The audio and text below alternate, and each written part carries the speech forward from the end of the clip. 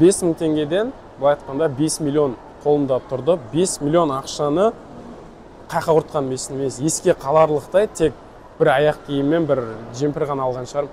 Қазақстанның футболшыларымен танысты. Сол кезде футболшылары бүкіл Қазақстан футболы договорной, келісімді түрде ойындар екеніне, ол ойынға салған 3 объектісі 3,5 миллиард теңге тұрады. 3,5 миллиард теңгені ойынға салып тастау деген не сұмдық. Әке, мен сенің жаназаңа ғана барам. Басқа сені көргім келмейді деген. Мен сені жақсы көрем деп айтқан болатын Том. Мамам телефонның арғы бетінде жылап жіберді. Осы видеоны көріп отқан менде және сізде, және сіздің туысқандарыңызда да, таныстарыңызда да құмар ойыннан зардап шеккен, лудоманиямен ауырып отқан таныстарыңыз, адамдарыңыз, достарыңыз өте көп. Бұрындары осыдан 10-15 жыл бұрын ондай проблемалар жоқ еді. Біреудің баласы қарызға кіріп кетіпті, біреудің баласы банкрот болды, біреудің баласы өз-өзіне қол жұмсады деген ақпараттар аз еді. Ал қазіргі таңда барлығымыз қасымызда лудоманиямен ауыратын адамдар бар. Және ең басты қасірет ол өзіне ғана зардап шеккізіп қоймай, қасындағы, отбасындағы бүкіл адамдарға қасіретін тигізіп жатады. Емі жоқ аурудың қазіргі таңда шешімі қалай? Қалай емделуге болады, қалай жазылуға болады? Оның жауабы біреу ғана. Ешқандай ем жоқ. Лудоман адам мәңгі бақи өмірінің соңына дейін өзімен өзі күресіп өтумен болады. Бүгінгі видеода мен лудоман жігіттің тарихымен бөлісіп айтқым келеді, және ол жігіттің басынан өткізген оқиғасы сіздерге сабақ болуы мүмкін деген ойдамын. Бірінші сұрағым, жалпы осы құмарлық қалай басталды және қашан басталды? Неден басталды? Қандай қызығушылық? Или ортаңыз өзгертті ма? Әлде бір қызық бастап кеттіңіз бе? Сол туралы айтсаңыз. Құмарлыққа бірінші қателеспесем 10-шы сыныпта келген болатын. Қасымдағы жолдас болдар көрсеткен болатын. Қызық үшін басында майда да ақшамен, то есть 200 теңге, 300 теңге қойып, бірінші ұтысым 300 теңге қойып, қателеспесем 10 000 теңге ұтқан болатын. Сол 14-15 жасар кезіңіз, иә? 15-16 жасымда кезде қателеспесем. Сол кезінде 10 000 теңгені ұтқан, ол уже 2014-2015 жылдардың кездерінде үлкен ақша болатын тон. Мектептің ішінде мен жабық интернатта оқығаннан кейін 10 000 теңге ол маған бір аптаға үлкен ақша болды. Сол кезде қызығушылығым басталды десем болады. Ары қарай қателеспесем бір 2 апта тоқтамай ұттым. Ар жағында тоқтамай бір 3 ай ұтылыспен тек жалғаса берді.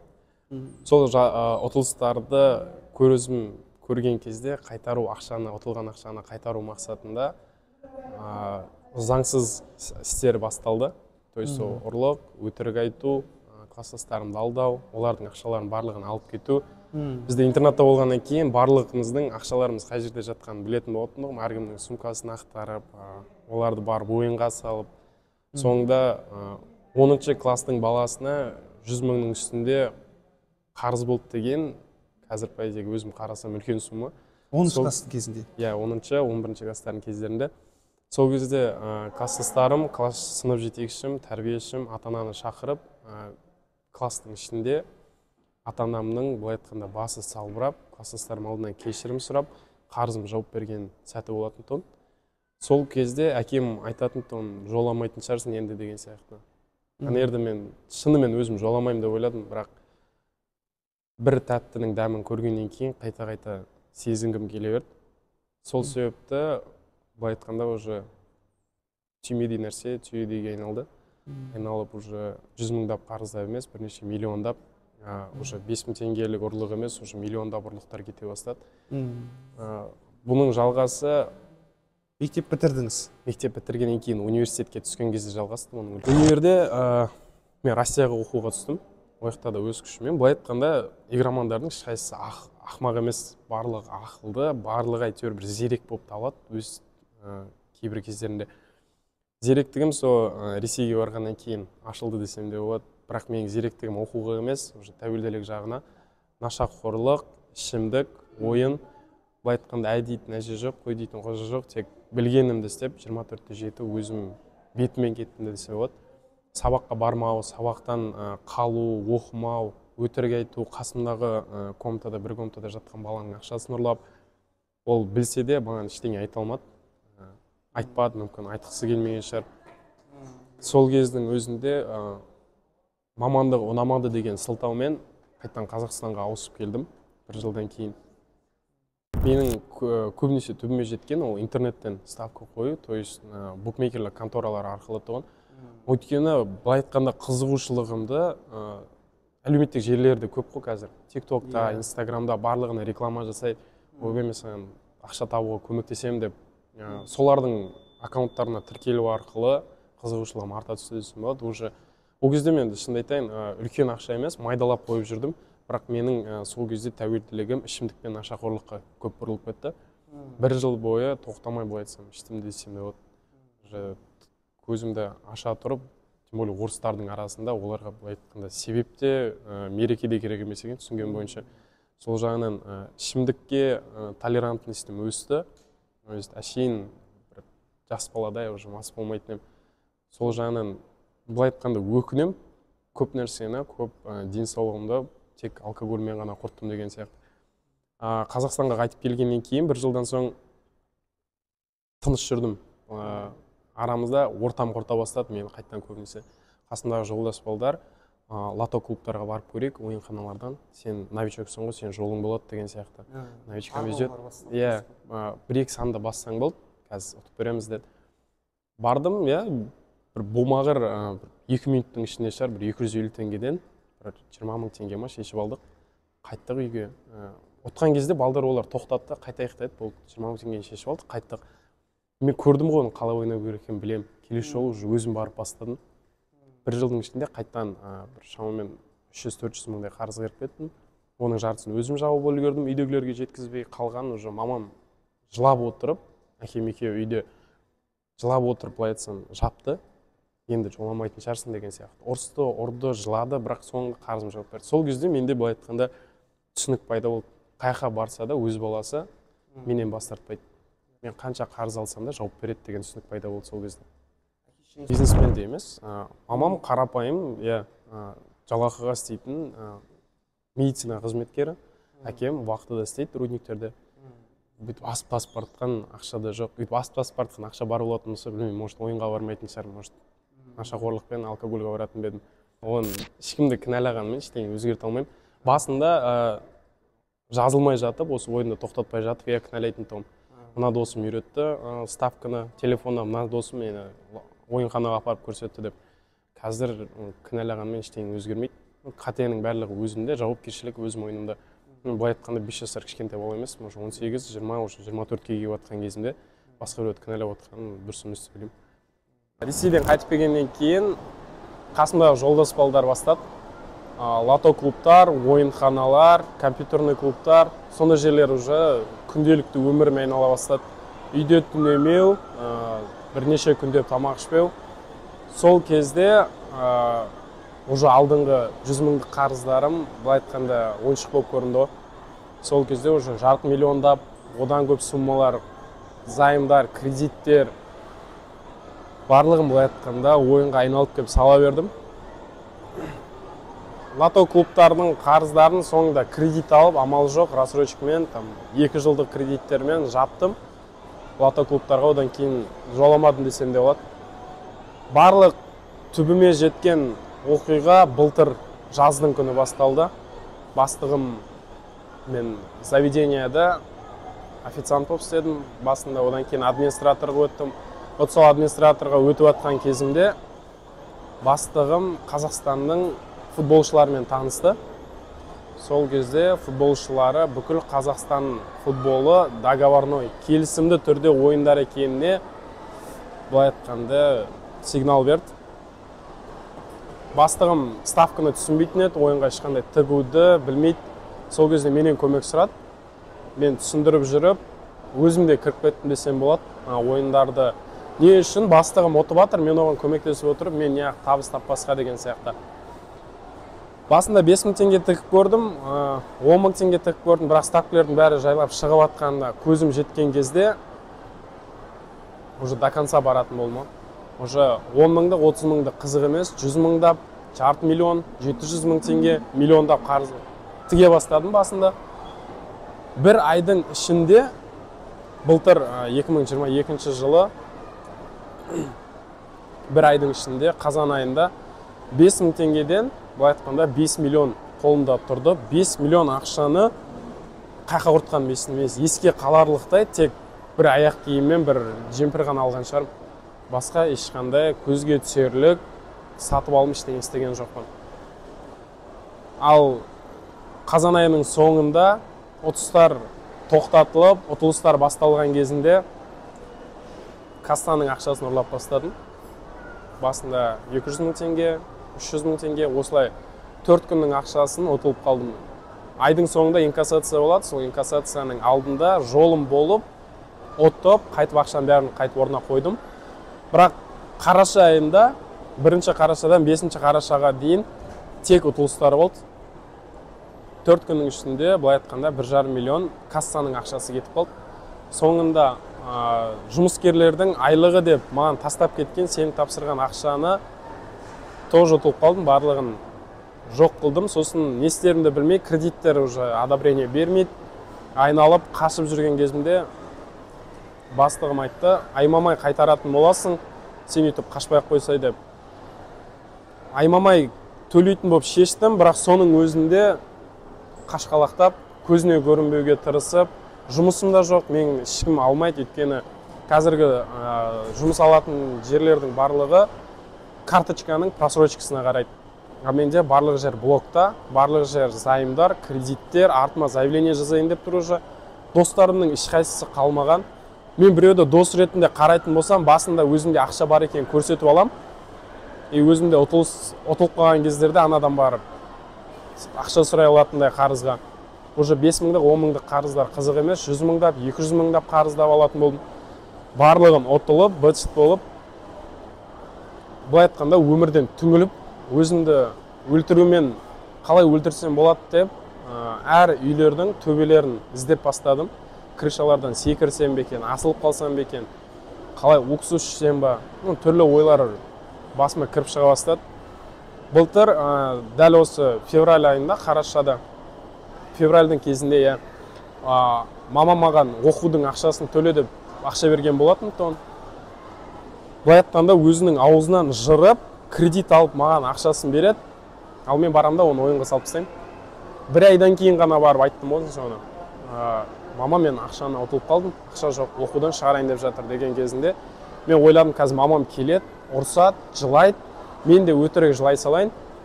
Тыныш жүре тұрам, 1-2 апта, одан кейін қайтып ойын бастаймын деген. Бірақ мамам түрі жоқ, былай айтқанда стеклянный көзбен келіп маған қараған кезде ондай нәрсе істей алмаймын деп ойлаған, бірақ ананың балаға деген махаббатын өлтіру ана көзден көрдім. Уже ештеңе сезінбейтін ата-ана баласына қарап тұрған кезде мен біраз жерге дейін барып тастаппын ғой деген ой сол кезде туындады. 4 март күні мамам оңалту орталығына алып келді. Оңалту орталығында емделіп шықтым. Бізде андай сөз бар: выздороветь не получится, получится выздоравливать. Толықтай бұл нәрсені тоқтата салу мүмкін емес. Өзім қоям деп мен 7 жылдың ішінде бір 700 рет уәде берген шығармын. Ешқайсысын істеген жоқпын. Тек осы оңалту орталығының арқасында ғана, сол оңалту орталығында алған сабақтардан, оңалту орталығында болған терапиялық жұмыстардың арқасында менде психологиялық ауытқулар бар екеніне көзім жетті. Мен 23 жыл бойы мамама айтпаған сөзімді оңалту орталығында сезімдерімді ояту арқасында ғана айталдым. Мамама 20 май күні әлі есімде, өмірім соңына дейін қалатын шығар сол күн. 20 май күні мамама қоңырау шалған кезінде, қоңыраудың соңғы секундтарында мама, мен сені жақсы көрем деп айтқан болатын том. Мамам телефонның арғы бетінде жылап жіберді: жаным балам, мен де сені жақсы көрем деп.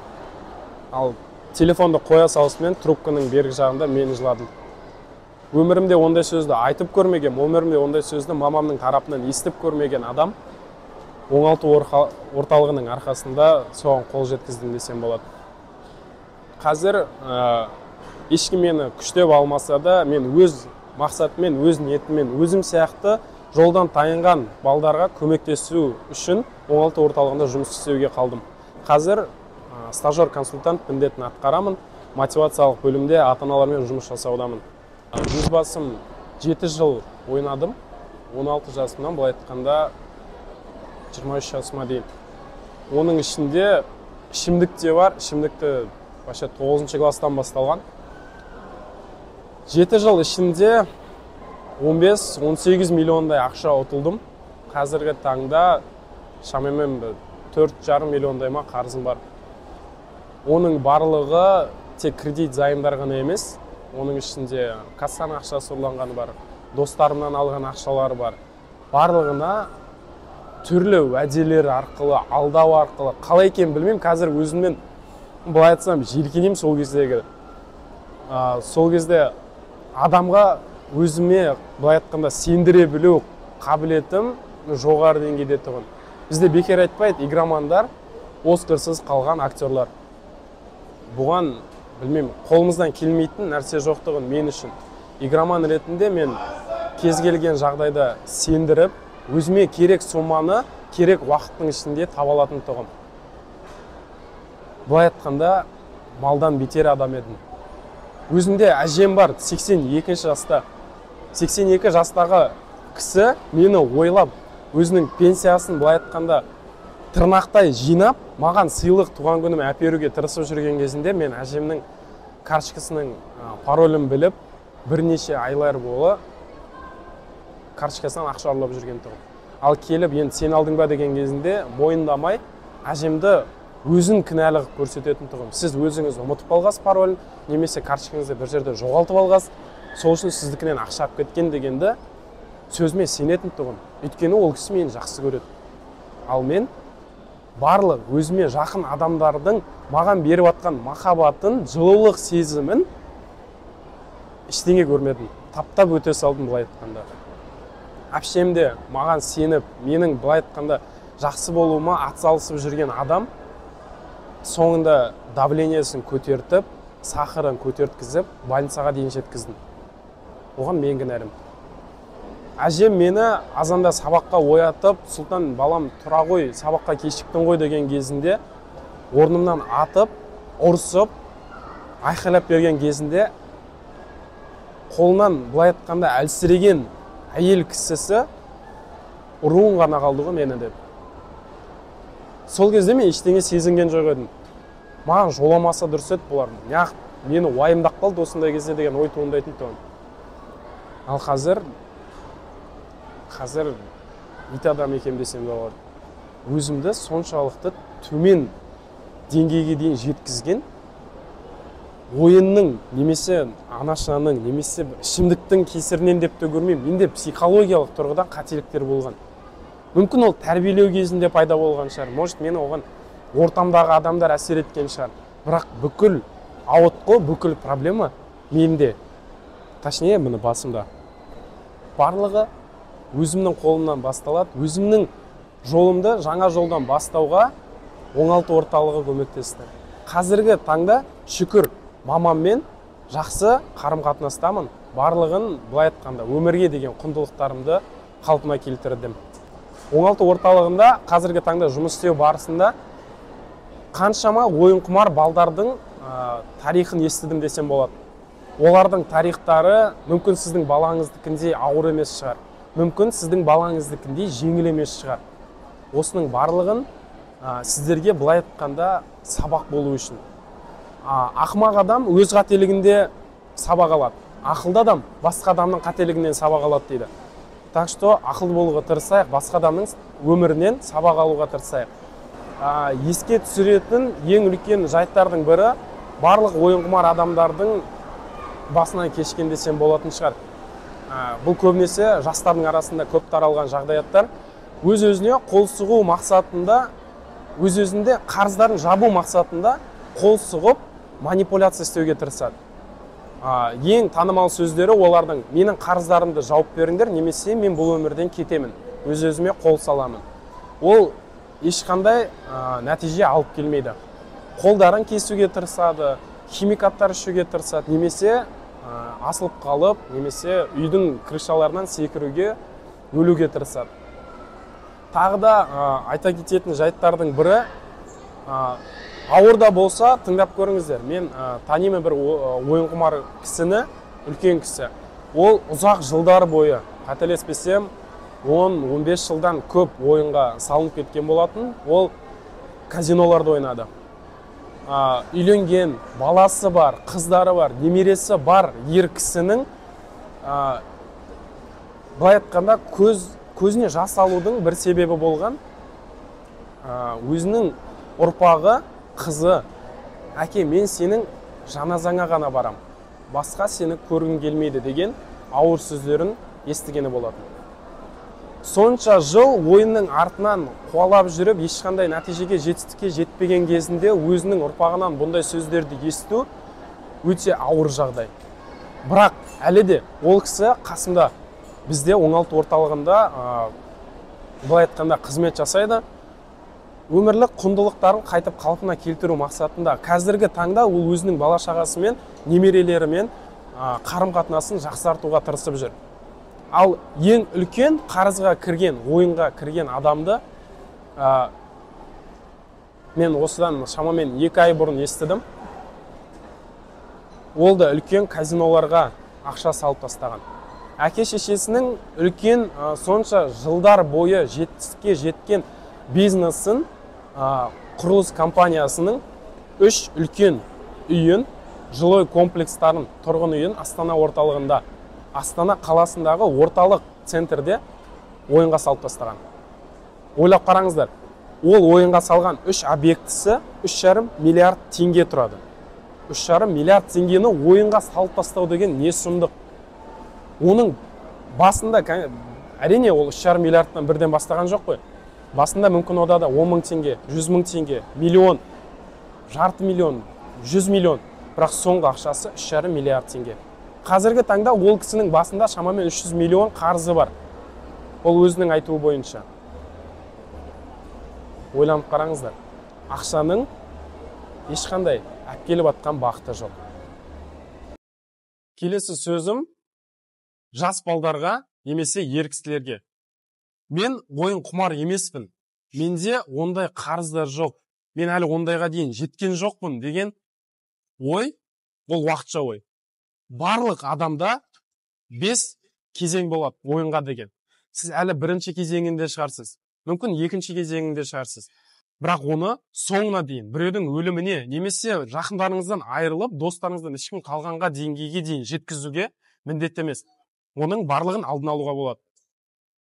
Біз сол үшін құрылғанбыз. Біз сол үшін Шымкент қаласында бармыз. Көмектесуге әрдайым дайынбыз. Ал ата-аналарға айтатын сөзім, балаңыздан осы айтылған кез келген бір признактарын көретін болсаңыз, оның да алдын алуға болады. Бірінші айтарым ата-аналарға қарыздарын жауап бермеу. Ата-ана өйткені баланың жауапкершілігін өз міндетіне алады. Қарызым жабылған кезде мен ойынға деген құмаршылығым арта түсетін тұғын. Ол тек баланың қызығушылығын арттыру мақсатында ғана. Сіз ойыңызда балаға жақсылық істеп жатырмын деп ойлайтын шығарсыз. Жоқ. Бала ауыртпашылықты сезінбей тұрып, ешқандай жауапкершілікті өз мойнына алуға тырыспайды да. Ол біледі, ата-анасы баласынан бас тартпайтынын, және қарыздарын қайда барса да құтқарып қалу мақсатында баланың қарызын жауап беруге ата-анасы бар екенін біле тұра, балада психологиялық тұрғыда бала рөлі қалып кетеді. Жауапкершілікті толықтай сіздің мойныңызға асып қояды. Ал ол бала қаншада? 15-те ма, 18-де ма, 30-да, 40-та маңызды емес. Ауру жас таңдамайды. Бұның барлығын алдын алуға болады.